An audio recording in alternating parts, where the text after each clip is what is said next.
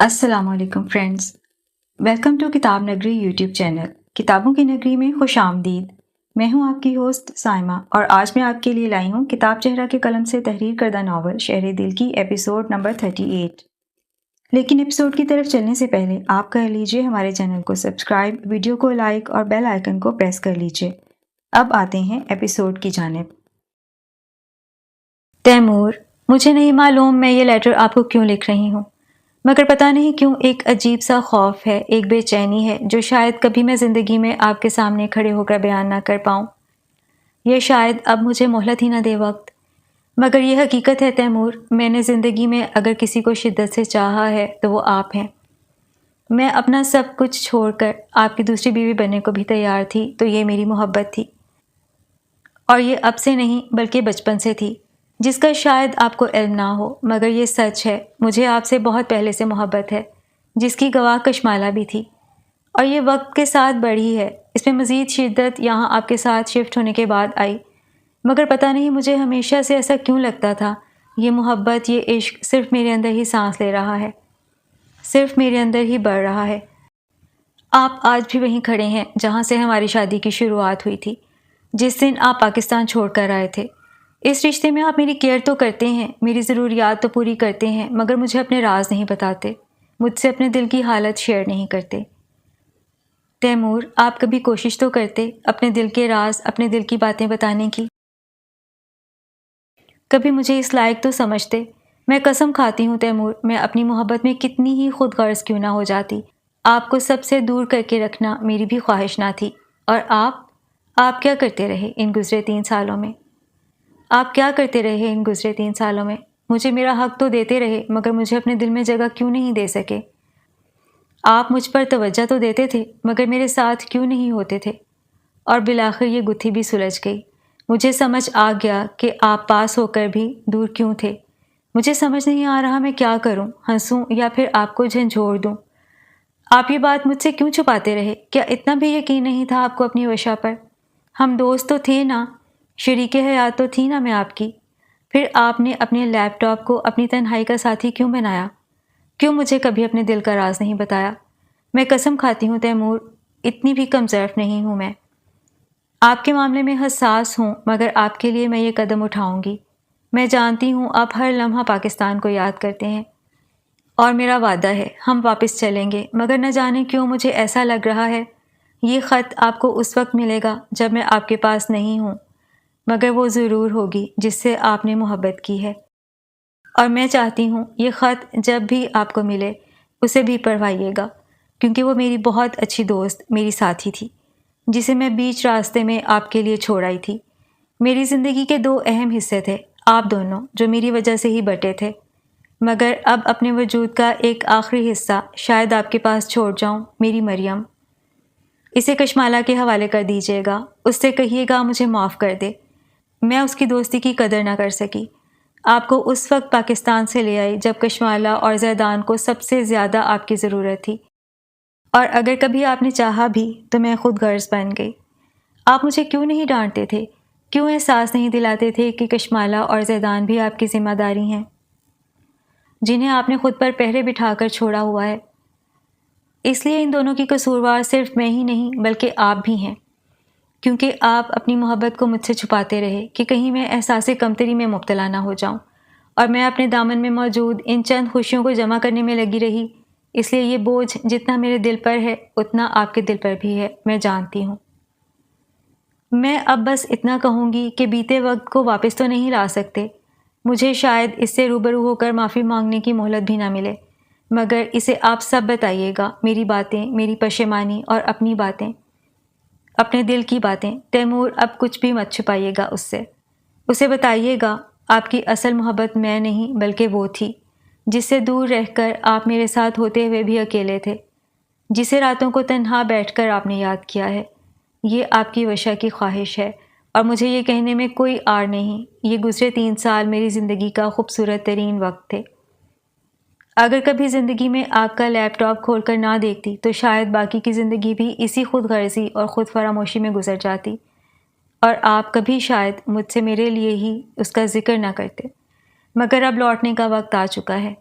میں بخوبی جانتی ہوں آپ 1 سال سے پاکستان واپس جانے کی تیاریاں کر رہے ہیں بغیر مجھے خبر کیے۔ شاید یہ آپ کا سرپرائز تھا جو میں شاید بہت پہلے سے جانتی تھی۔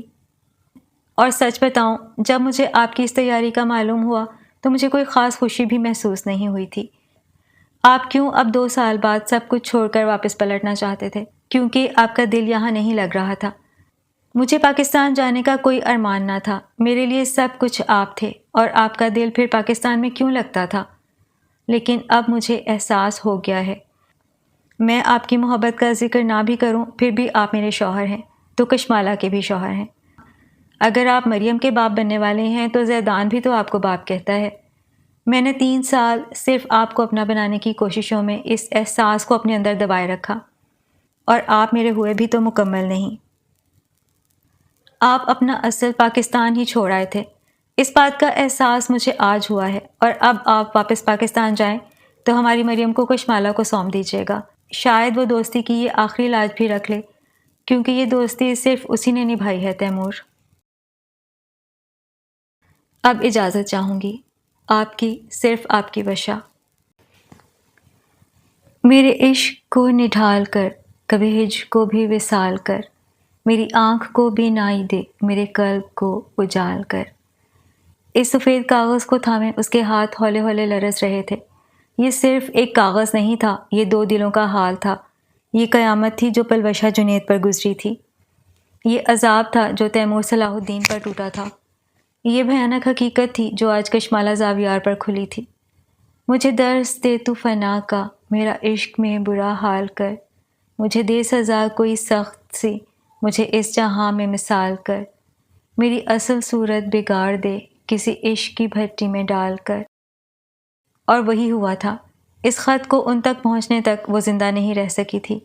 تیمور صلاح الدین کا عشق اسے اپنی بھٹی میں ڈال کر ختم کر گیا تھا۔ کتنی دل سوز حقیقت تھی یہ۔ وہ پاگل لڑکی جس شخص سے محبت کرتی تھی، ایسا کیسے ہو سکتا تھا وہ اس کا نہیں تھا؟ وہ سارے منظر، وہ ساری یادیں جن میں تیمور صلاح الدین اور پلوشہ جنید کو اس نے ساتھ دیکھا تھا، وہ کیسے جھوٹی ہو سکتی تھیں؟ یہ کیا جھوٹ لکھ گئی تھی وہ اپنے خط میں؟ مجھے بھی پلا کوئی ایسی شے، کبھی میری آنکھیں بھی لال کر، وہ جو اس جہاں میں حلال ہے، کبھی اس جہاں میں حلال کر، تیری طلب میں ہوں میں در بدر، کبھی اس طرف بھی خیال کر۔ تیمور صلاح الدین اور کشمالہ زاویار کو چاہے کیسا بھیانک مذاق تھا یہ، اور اس مذاق پر کشمالہ آنسو بھری آنکھوں سے ہنس پڑی۔ عجیب کھوکھلی سی ہنسی تھی جس میں نمی گھلی تھی۔ اسے سمجھ نہیں آ رہا تھا وہ رو رہی تھی یا ہنس رہی تھی۔ یہ کیسا احساس تھا جو اسے پاگل کر رہا تھا؟ اس کی آنکھوں سے آنسو موتیوں کی طرح ٹوٹ ٹوٹ کر گر رہے تھے، اور پھر اس نے خط کی ہر سطر 1 بار، 2 بار، 3 بار اور پھر بار بار بلند آواز میں پڑھی تھی۔ اسے یقین نہ تھا، اسے پلوشہ جنید پر یقین نہیں تھا۔ بھلا وہ کیسے اور کیوں اس جھوٹ پر یقین کرتی؟ کیا وہ بھول سکتی تھی تیمور صلاح الدین کا رویہ، اس کا اپنے لیے ناپسندیدہ انداز؟ اگر آج وہ تیمور صلاح الدین کے ساتھ تھی تو صرف اس گھر اور اولاد کے لیے، ورنہ اس شخص نے تو ایسا کوئی کمال نہیں کیا تھا جو وہ اسے اپنا آپ سونپ دیتی۔ یہ تو کشمالہ زاویار ہی تھی جو یہ قدم اٹھا سکتی تھی، ورنہ دل میں تو آج بھی تیمور صلاح الدین اس کے بہت سے دکھوں کی وجہ تھا۔ نہیں وشا، ایسا نہیں تھا۔ وہ شخص مجھ سے کیسے محبت کر سکتا ہے؟ اسے تو میں یاد بھی نہیں آئی ان گزرے 3 سالوں میں۔ اور تم کہتی ہو اس شخص کی اصل محبت میں ہوں؟ وہ خط سینے سے لگائے گھٹنوں کے بل بیٹھی پھوٹ پھوٹ کر رو رہی تھی، کیونکہ یہ اس کے لیے خوشی کا نہیں بلکہ صدمے کا مقام تھا۔ یہ حقیقت اگر تھی تو کاش اس پر کبھی اس طرح اشکار نہ ہوتی۔ وہ کیسے اس شخص کے دل میں ہو سکتی تھی؟ کیا دل میں بسنے والوں کے ساتھ کوئی ایسا کرتا ہے جیسا تیمور صلاح الدین اس کے ساتھ کرتا تھا؟ اور پھر اسے پلوشہ کی آخری کال کا وہ آخری جملہ یاد آیا تھا جو وہ اس وقت تو نہ سمجھ سکی تھی، مگر اب جیسے تمام پردے ایک ساتھ ہٹ رہے تھے۔ اتنی خوش نصیب بھی نہیں ہوں میں مالا، جنت کے لالچ میں اپنے قدموں کے نیچے سے زمین بھی کھو چکی ہوں۔ اب تو یہ میرا آسمان نہیں جس کے نیچے میں سانس لے رہی ہوں۔ کاش تمہیں کبھی معلوم ہو کہ تم کتنی انمول ہو، کتنی خاص ہو اس آسمان کے لیے۔ اور کشمالہ کو اب اپنا دم گھٹتا محسوس ہو رہا تھا۔ پلوشہ جنید تو یہ راز اشاروں میں کئی ماہ پہلے ہی اسے بتا گئی تھی۔ اس نے پلٹ کر دھندلائی آنکھوں سے اسٹڈی ٹیبل پر رکھا تیمور کا لیپ ٹاپ دیکھا تھا، جو اس قیامت کی اصل جڑ تھا۔ آنسو رگڑتی وہ اس سمت قدم بڑھا گئی۔ یہ گتھی ابھی پوری طرح نہیں سلجھی تھی۔ لیپ ٹاپ آن کرتی وہ ڈیسک ٹاپ پر موجود تیمور کی ایک کے بعد دوسری فائل کھنگال رہی تھی۔ جب وہاں سے کچھ نہ ملا تو وہ اس کی ای میلز آن کر گئی تھی۔ کافی دیر کھنگالنے کے بعد جب وہاں بھی کچھ ہاتھ نہ لگا تو وہ مائی کمپیوٹر اوپن کرتی ایک کے بعد دوسری ڈرائیو چھان رہی تھی اور بالآخر ای ڈرائیو میں انٹر ہوئی تھی، جہاں صرف ایک واحد فولڈر امپورٹنٹس کے نام سے موجود تھا۔ اس میں داخل ہوتے اس نے بس ایک نظر خط کی جانب دیکھا تھا اور واپس نگاہ اسکرین کی جانب موڑ لی، مگر جو منظر اس کے سامنے کھلا تھا وہ ایک پل کے لیے کشمالہ زاویار کو سانس لینا بھی بھلوا گیا تھا۔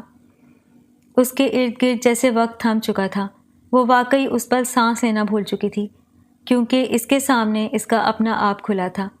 اس کی دور سے لی گئی یہ شار کی بارات کی تصویریں کھلی تھیں۔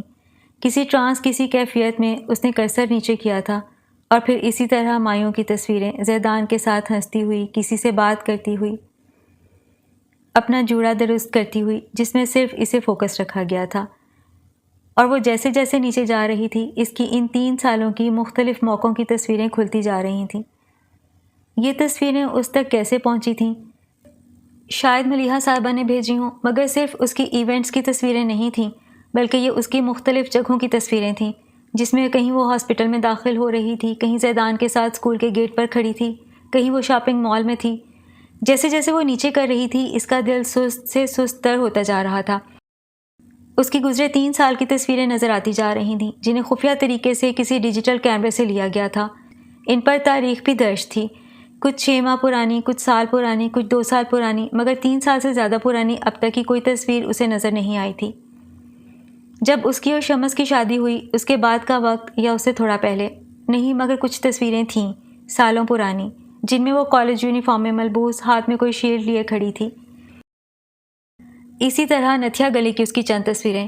یہ اس وقت کی بات تھی جب آغا جان اور خانم کی فیملی ساتھ ٹرپس پر جایا کرتی تھی۔ اس نے جھٹکے سے لیپ ٹاپ بند کیا تھا اور ٹیبل پر کوہنیاں ٹکاتی بالوں میں انگلیاں پھنسا گئی۔ وہ پاگل ہو رہی تھی۔ یہ آگاہی اس کے دل میں دبے درد ایک بار پھر تازہ کر رہی تھی۔ آنسو ایک قطار کی صورت آنکھوں سے نکلتے اس کی ستواں ناک تک سفر کرتے ٹیبل پر گر رہے تھے۔ میں نے اس کا وقت بھی تمہیں دیا ہے، آج سے 1 ہفتے پہلے کہا گیا تیمور کا جملہ اس کے کانوں میں گونجا تھا، مگر اسے اس شخص سے کچھ نہیں چاہیے تھا، اور محبت تو اب ہرگز نہیں۔ وہ ہر بات برداشت کر سکتی تھی، اپنا دل بھی مار سکتی تھی، اپنے اپنوں کے لیے اپنا آپ بھی قربان کر سکتی تھی، مگر وہ یہ نہیں کر سکتی تھی، اس حقیقت کو کبھی قبول نہیں کر سکتی تھی کہ وہ شخص ساری زندگی اسے نفرت کا دعویٰ کرنے والا اب اس سے اپنی محبت کا اظہار کرتا۔ وہ تیمور صلاح الدین کے ساتھ اس کی بیوی بن کر، مریم کی ماں بن کر تو زندگی گزار سکتی تھی، مگر اس کی محبت بن کر نہیں۔ وہ خاموش بیٹھی لان میں بھاگتے دوڑتے زیدان کو دیکھ رہی تھی، مگر اس پل اس کی آنکھوں میں ایک عجیب سی کیفیت تھی جو پچھلے 2 دن سے اس کی آنکھوں میں ڈیرا ڈالے بیٹھی تھی۔ تیمور کو گئے 2 دن ہو چکے تھے۔ اس نے آخری بار اسے وہ خط اٹھانے سے پہلے ہی دیکھا تھا۔ اس کے بعد نہ جانے کہاں گیا تھا۔ صلاح الدین صاحب سے اسے پتہ چلا تھا کہ وہ شہر سے باہر تھا، 1-2 دن میں واپس آ جائے گا، مگر پھر کیا کرے گی وہ؟ ساری زندگی وہ جو یہ سمجھتی آئی تھی کہ تیمور اور پلوشہ ایک دوسرے سے محبت کرتے ہیں، اور وہ تو شاید کبھی اس شخص کی گڈ لسٹ میں بھی نہ ہو، مگر یہ کیا ہوا تھا؟ وقت ایک بار پھر ان کے ساتھ کھیل گیا تھا۔ تیمور صلاح الدین نے کشمالہ زاویار سے محبت کی، کیسا دلکش جملہ تھا۔ اگر یہ وہی سالوں پرانی کشمالہ زاویار ہوتی تو شاید اس وقت شکر کے سجدوں میں گری رو رہی ہوتی۔ کیا اس سے بھی حسین کو یہ احساس ہو سکتا تھا کہ آپ کا محبوب بھی آپ کو چاہتا تھا؟ مگر اب وہ زمانہ گزر چکا تھا۔ اب یہ وہ کشمالہ نہیں تھی جس نے تیمور صلاح الدین سے محبت کی تھی۔ یہ وہ کشمالہ نہیں تھی جس کا غم سینے سے لگا کر وہ ہسپتال کے بستر سے جا لگی تھی۔ اس کے دل میں اب کچھ بھی نہیں تھا۔ وہ سالوں پرانا قصہ ماضی میں ہی کہیں رہ گیا تھا۔ اب اسے تیمور صلاح الدین سے، اس کے اقرار سے کوئی فرق نہیں پڑتا تھا، اور اس کا دل اس کے دماغ کی 2 دن سے دی جانے والی ان دلیلوں پر ہنسا تھا۔ کیسا دھوکہ تھا جو وہ خود کو دے رہی تھی۔ محبت کب سے مردہ ہونے لگی؟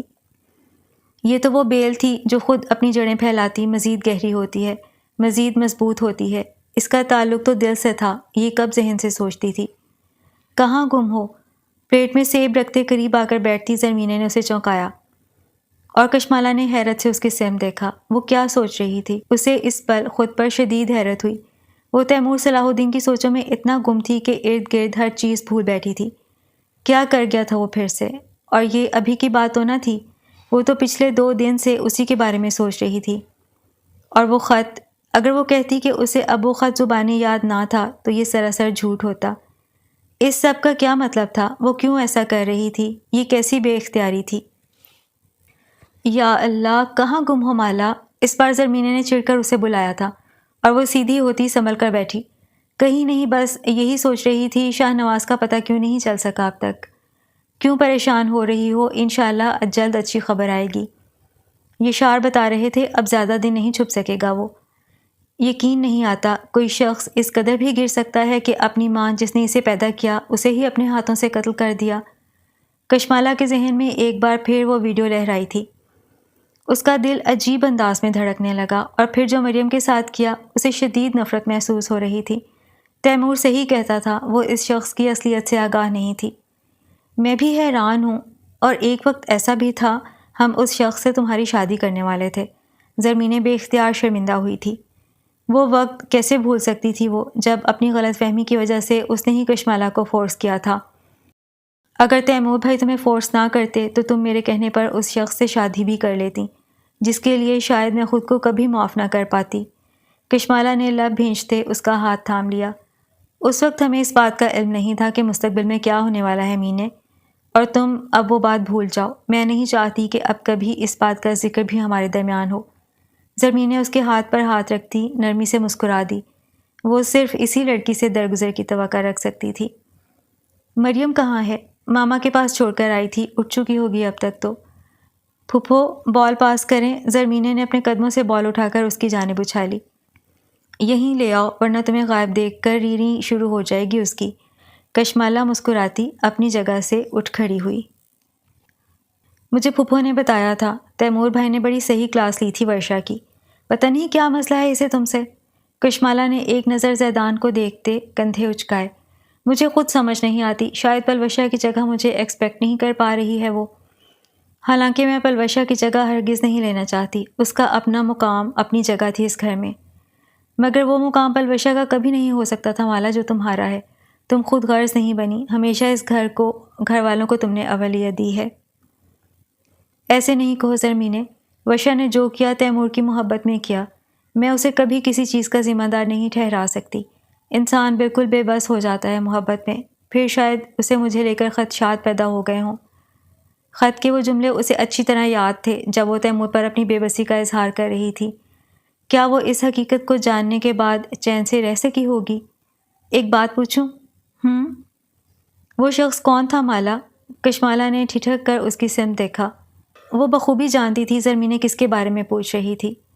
پلیز مالا، کیا اتنا سا بھی بھروسہ نہیں تمہیں مجھ پر؟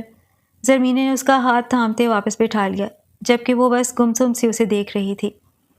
ایسی بات نہیں مینے، پھر بتاؤ مجھے کون شخص تھا وہ؟ جو بات ماضی ہو چکی ہے اسے مت نکالو۔ اگر ماضی ہو چکی تو تمہارے چہرے پر یہ درد کیسا ہے جو اس شخص کے نام پر ابھر آیا ہے؟ کیونکہ اس شخص کے ذکر نے مجھے بس اذیتیں ہی دی ہیں، اس لیے یہ ذکر رہنے دو۔ یعنی تمہیں مجھ پر بھروسہ نہیں؟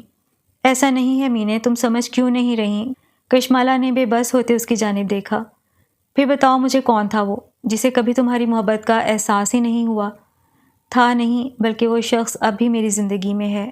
اس نے نم آنکھوں سے اسے دیکھتے نگاہیں موڑ لیں، جبکہ زرمینے ایک پل کے لیے بالکل فریز ہو چکی تھی۔ مگر وہ شخص میری زندگی میں اس وقت آیا جب ہر چیز کے معنی بدل چکے تھے۔ آنسو بہتا ہوا اس کے رخسار تک آیا تھا۔ وہ شخص مجھے کبھی سمجھ ہی نہیں سکا، اسے کبھی میری محبت نظر ہی نہیں آئی۔ کیسی بے بسی بھری مسکراہٹ تھی جو اس وقت کشمالہ زاویار کے لبوں پر ابھری تھی۔ تم کس کی بات کشمالہ؟ زرمینے بولتے بولتے چپ ہو گئی، جیسے یکدم ہی سارے پزل کے ٹکڑے جڑتے ہوئے نظر آنے لگے تھے۔ تیمور بھائی؟ اسے اپنی آواز کہیں بہت دور سے آتی محسوس ہوئی، مگر کشمالہ نے کوئی رد عمل نہ دیا۔ وہ بس گھر کے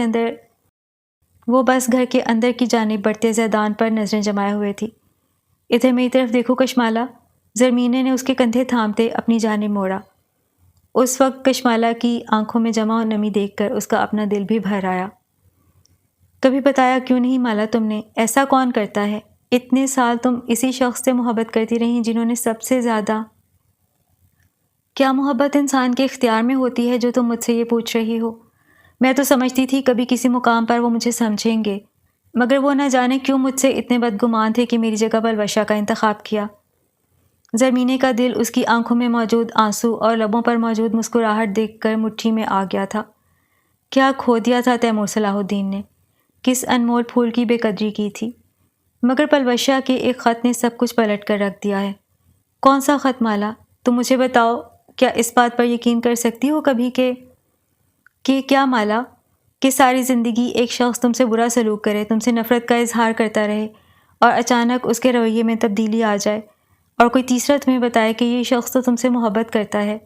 بولو کیا کرو گی تم؟ بتاؤ زرمینے۔ وہ چہرے پر الجھن لیے اس کی باتیں سمجھنے کی کوشش کر رہی تھی۔ نہیں، میں کیسے کر سکتی ہوں اس بات پر یقین؟ اس نے سچائی سے اپنی رائے دی تھی۔ پھر بتاؤ میں کیوں پلوشہ پر یقین کروں، اور اگر یہ سچ بھی ہے تو میں کیوں اب اس سچ کو مانوں؟ وہ شخص جب دل چاہے گا میرے دل سے کھیل لے گا اور جب چاہے اپنا اچھا روپ دکھا کر ماضی کی ہر تلخی بھلا دے گا۔ تم کس کی بات کر رہی ہو؟ مجھے کچھ سمجھ نہیں آ رہا مالا۔ پلوشہ نے کیا لکھا تھا لیٹر میں؟ کہ تیمور مجھ سے محبت کرتے ہیں، اور یہ کہتے وہ نم ہنسی ہنس پڑی تھی، جبکہ زرمینے دنگ بیٹھی اسے دیکھ رہی تھی۔ وہ چند لمحے کچھ بول ہی نہ سکی تھی۔ لیکن پلوشہ کو کیسے پتا کہ تیمور تم سے؟ زرمینے کے اس سوال کا جواب وہ دینا نہیں چاہتی تھی، مگر وہ اب اس کے سامنے کھل چکی تھی، اس کے علاوہ کوئی چارہ بھی نہیں تھا۔ ان کے لیپ ٹاپ میں سالوں سے میری تصویریں جمع ہو رہی تھیں۔ اس نے اس بات کا اس طرح اعتراف کیا تھا جیسے یہ اس کی غلطی تھی، یہ اس کی چوری تھی، اور زرمینے اپنا سر تھام گئی۔ اسے یقین نہیں آ رہا تھا یہ سب کیا ہوا تھا ان تینوں کے ساتھ۔ مجھے یقین نہیں آ رہا تیمور بھائی نے اتنی بڑی بات تم سے کیوں چھپائی، اور اس سوال کا جواب تو خود کشمالہ کے پاس بھی نہیں تھا۔ تیمور صلاح الدین۔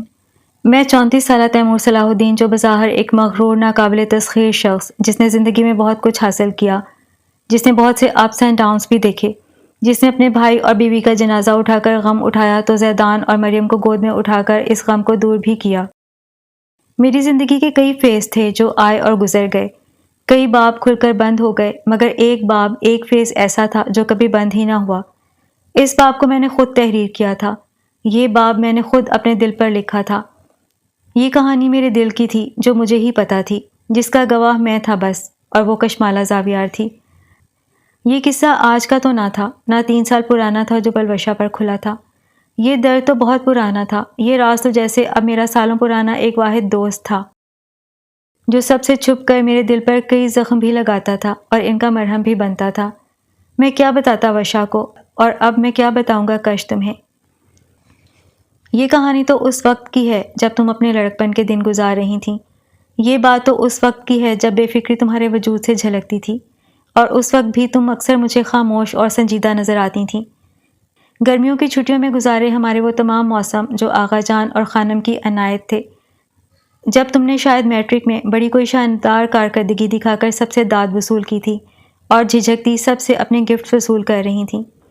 وہی میں بھی تھا جو تمہیں دیکھ رہا تھا، مگر اس وقت میرے پاس تمہیں دینے کے لیے کچھ بھی نہیں تھا۔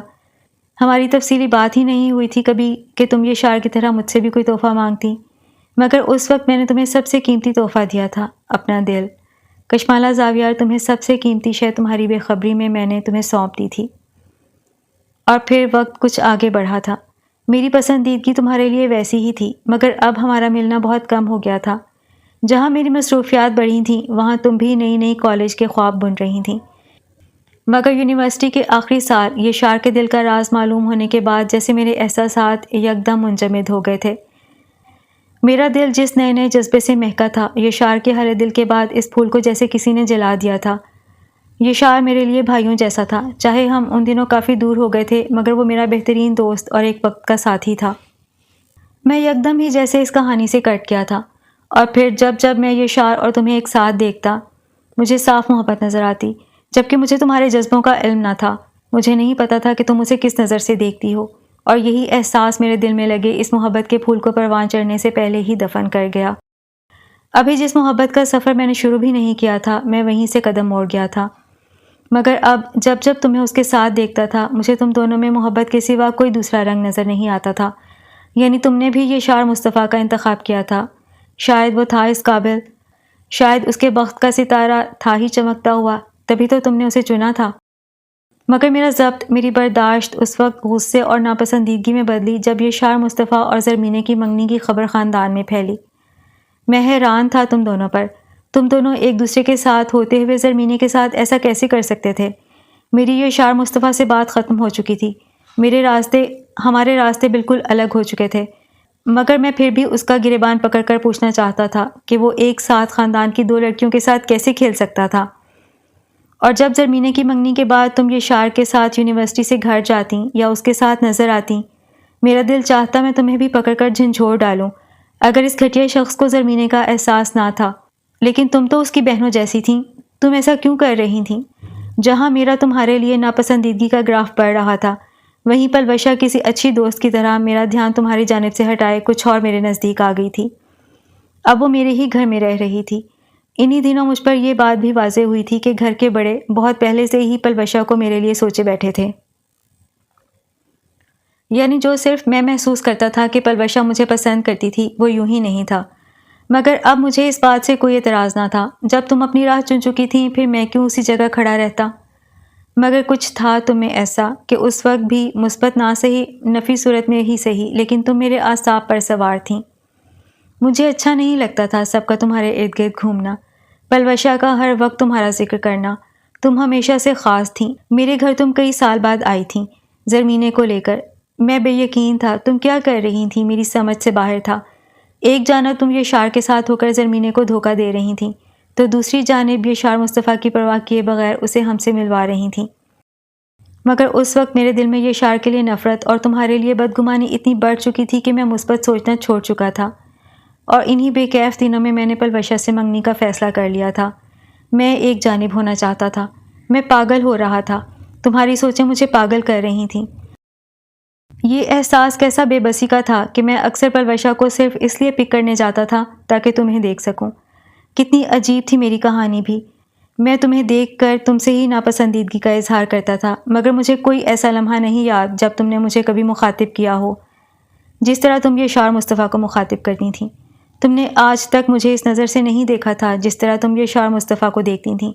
تمہارے لیے تو میں شروع سے کچھ بھی نہیں تھا شاید، مگر میرا دل اس وقت نئے غم سے دوچار ہوا جب میرا چھوٹا بھائی میرا شمس میرے سینے سے لگا تمہیں مانگ رہا تھا۔ قسمت کا یہ کون سا کھیل تھا، میں جو چیز اپنے لیے حاصل نہ کر سکا وہی میرا بھائی مانگ رہا تھا۔ جس لڑکی سے میں نے محبت کی تھی وہی میرے بھائی کے دل میں بھی تھی، مگر تم نے اسے بھی دھتکار دیا تھا۔ تمہاری نظر میں سب کچھ آج بھی یہ شعر مصطفیٰ تھا۔ میں غم و غصے سے پاگل ہونے کو تھا۔ پھر زرمینے اور شمس کا کیا کش؟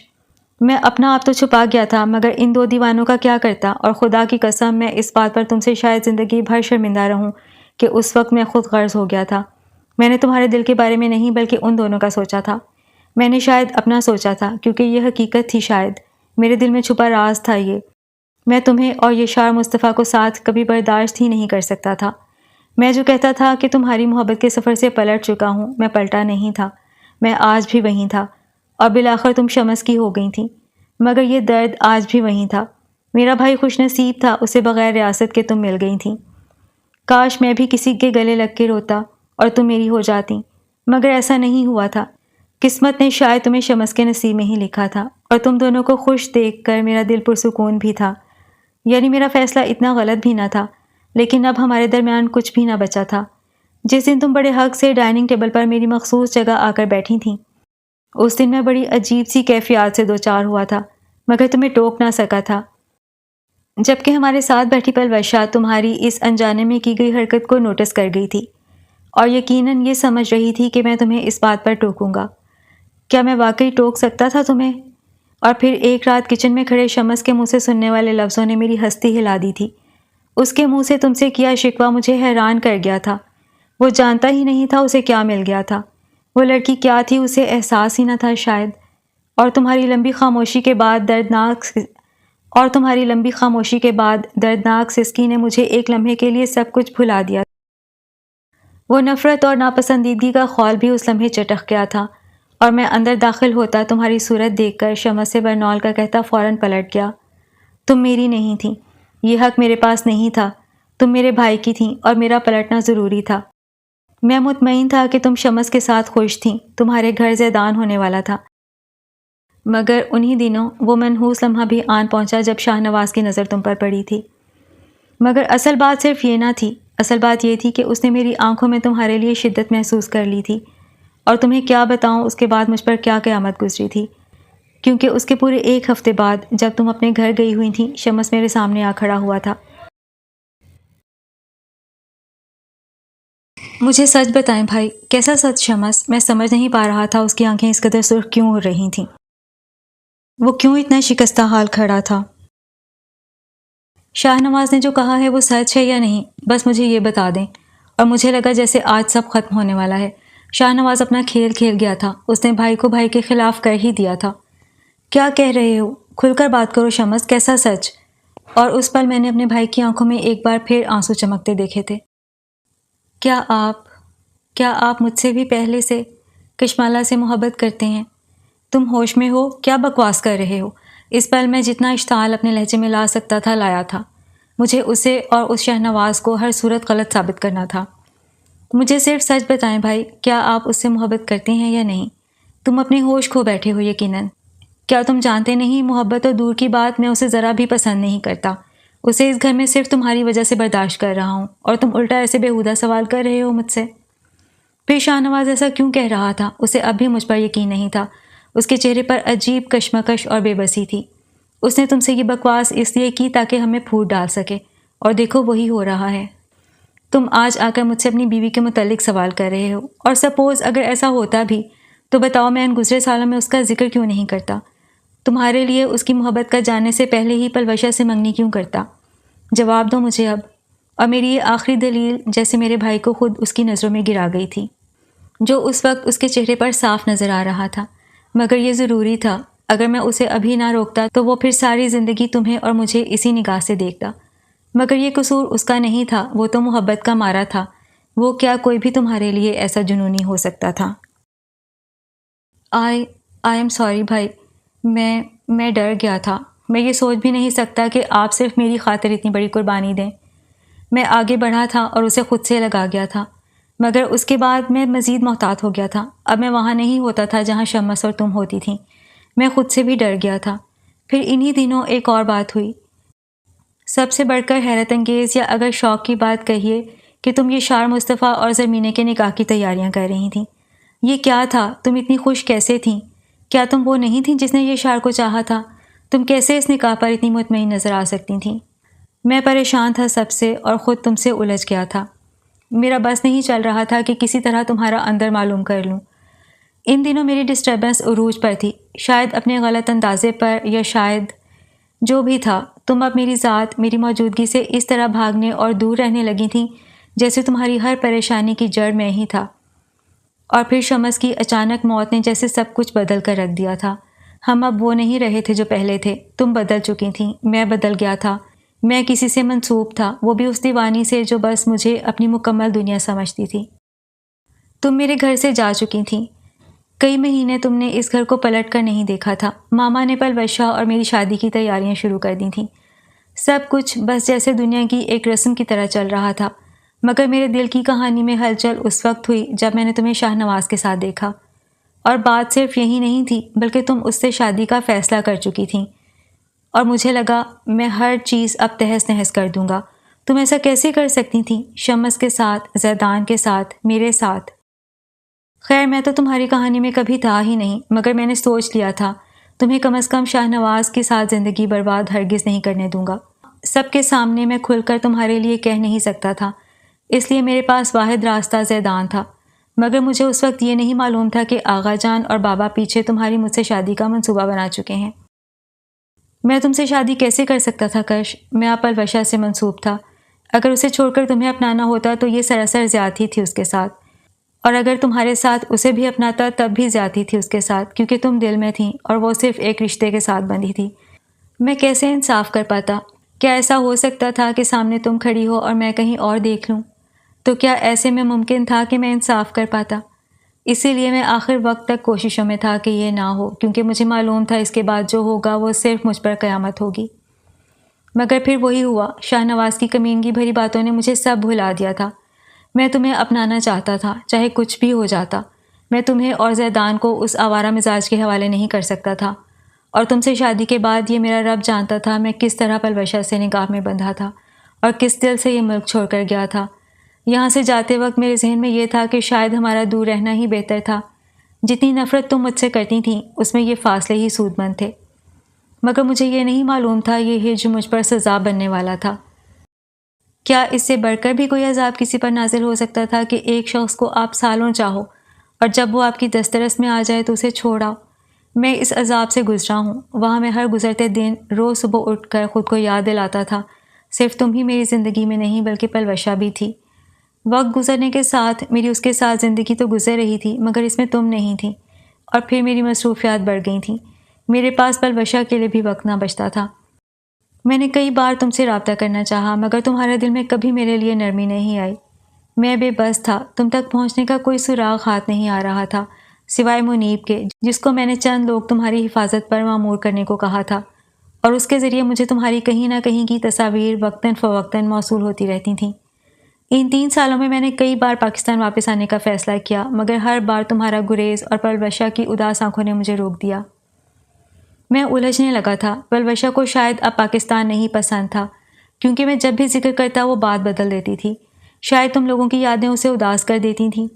پھر زیدان کی ویڈیو کالز کے سلسلے نے جیسے مجھ میں نئی بے چینیاں بھر دی تھیں۔ میں سب کچھ چھوڑ چھاڑ تم سب کے پاس آنا چاہتا تھا۔ ماما کی جانب سے کسی ایونٹ کی بھیجی گئی تصویریں جیسے میرے لیے کوئی قیمتی شے ہوتی تھیں۔ ان میں کسی میں تم بھی ہوتی تھیں، جو میرے لیپ ٹاپ کے فولڈر میں ہمیشہ کے لیے سیو ہو جاتی تھیں۔ یہ کلیکشن نہ جانے اور کتنا طویل ہونا تھا جب میں نے بالآخر پاکستان واپس جانے کا فیصلہ کر لیا تھا۔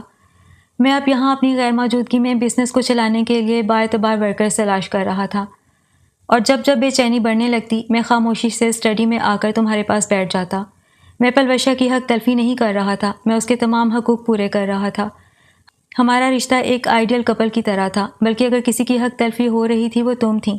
میں اس طویل عرصے میں تم سے اور زیدان سے دور رہا تھا، مگر پلوشہ مجھے جب کبھی تنہا تمہارے ساتھ دیکھتی میں اس کے پتہ چلنے سے پہلے لیپ ٹاپ بند کر دیتا تھا، کیونکہ ضروری نہیں تھا جو راز میرے دل میں تھا وہ اسے معلوم ہوتا۔ اور جب میں اسے لے کر واپس پاکستان جا ہی رہا تھا تو یہ باتیں میں ہمیشہ کی طرح صرف خود تک محدود رکھنا چاہتا تھا۔ میں ابھی نہیں چاہتا تھا پلوشہ کو ہماری واپسی کا علم ہو۔ وہیں پلوشہ نے مجھے ہماری اولاد کی خوشخبری سنائی تھی۔ میں خوش تھا، بہت خوش تھا۔ پلوشہ بھی خوش تھی۔ زندگی میں سب کچھ اب اچھا چل رہا تھا۔ مجھے معلوم تھا پلوشہ بھی میرے پاکستان واپس جانے والے سرپرائز سے بہت خوش ہوگی، مگر ایسا نہ ہوا تھا۔ جو میں نے پلان کیا تھا اس میں پلوشہ شامل نہ تھی، کیونکہ میں واپس تو پلٹا تھا مگر پلوشہ کا جنازہ لے کر۔ مگر تم اس کے جنازے میں نہیں آئی تھیں کش۔ میں ناراض تھا تم سے، مگر یہ میرا حق نہیں تھا، کیونکہ جب 3 سال بعد میں نے اپنی دہلیز پر پھر قدم رکھا تھا تمہارے چہرے پر وہی نفرت اور خوف تھا، یعنی تمہارے دل میں میری حیثیت آج بھی وہی تھی، لیکن مجھے اب سب کچھ قبول تھا۔ سفید کرتا شلوار میں ملبوس وہ کافی دیر سے اس کچی قبر کے پاس بیٹھا تھا۔ اس کی سرخ آنکھیں اس وقت خشک تھیں۔ وہ پچھلے 2 روز سے پلوشہ جنید کی قبر پر آ رہا تھا۔ چند گھنٹے وہاں بیٹھ کر قرآن پاک پڑھتا، اس سے باتیں کرتا اور مغرب کے وقت واپس لوٹ جاتا تھا۔ آج سے 2 دن پہلے وہ پلوشہ کا خط پڑھ کر سیدھا لاہور چلا آیا تھا، جس کے بارے میں اس نے کسی کو نہیں بتایا تھا۔ وہ یہ وقت صرف اس قبر والی کے ساتھ گزارنا چاہتا تھا جو مرتے مرتے ایک بڑا غم ساتھ لے گئی تھی۔ میں نے کشمالہ کے ساتھ ناانصافی کی پلوشہ۔ میں 3 سال زیدان اور اسے دور رہا، مگر مجھے نہیں پتا تھا کہ میری یہ ساری قربانیاں رائے گاہ جانے والی ہیں۔ تم نے جو باتیں خط میں لکھی میرے منہ پر بولنے کا حوصلہ کیوں نہیں کر سکی وشا؟ میں پہلا شخص تو نہیں تھا جس نے 2 شادیاں کی تھیں۔ کیا ہم ساتھ نہیں جی سکتے تھے؟ تم اتنی جلدی کیسے ہار مان گئیں؟ اس کی قبر کی مٹی پر ہاتھ پھیرا تھا جو اس کے پانی ڈالنے کے سبب اس وقت ٹھنڈی ہو رہی تھی۔ کیا محبت کرنا گناہ ہے؟ تم سب مجھے کٹہرے میں کھڑا کرتے ہو، میرے دل کے اندر کیوں نہیں جھانکتے؟ تم اپنا بوجھ میرے دل پر ڈال گئیں، مگر میرے دل کا کیا؟ وہ میرا یقین نہیں کرتی، مجھے اپنا بھی نہیں سمجھتی۔ کیا میرا حق نہیں اس پر؟ اور تم کہتی ہو میں اسے سب کچھ بتاؤں۔ میں کیسے بتاؤں وشا؟ تیمور نے لب بھینچتے ارد گرد پھیلے سناٹے کو دیکھا۔ تم دوست تھیں، جب تم نہ سمجھ سکی مجھے، پھر وہ تو محبوب ہے۔ وہ بھی مجھ سے بدگمان، وہ کیوں میرا یقین کرے گی؟ اور میں نے اسے آج تک ایسا کیا دیا ہے جو وہ مجھ پر یقین کرے؟ ایک تلخ مسکراہٹ اس کے لبوں پر ابھری تھی۔ اس نے واقعی سب کو سب کچھ دیا تھا، شمس کو اس کی محبت، گھر والوں کو ان کے بیٹے کی اولاد، پلوشا کو اپنا آپ، مگر کشمالہ اسے کیا دیا تھا سوائے زخموں کے؟ مگر وہ لڑکی تمہاری بیٹی کے لیے ہر ایک سے بڑھ کر نرم ہے، اور مجھے فخر ہے وشا، یہ بات تم مجھ سے بہتر جانتی تھیں۔ ایک گہری سانس فضا کے سپرد کرتا وہ اٹھ کھڑا ہوا۔ اب واپسی کا وقت ہے، ابھی میرے بہت سے اپنے میرے منتظر ہیں، ابھی بہت سے اعتراف ہیں جو مجھے اس سے کرنے ہیں۔ ایک آخری نظر اس کی قبر پر ڈالتا وہ پلٹ گیا تھا۔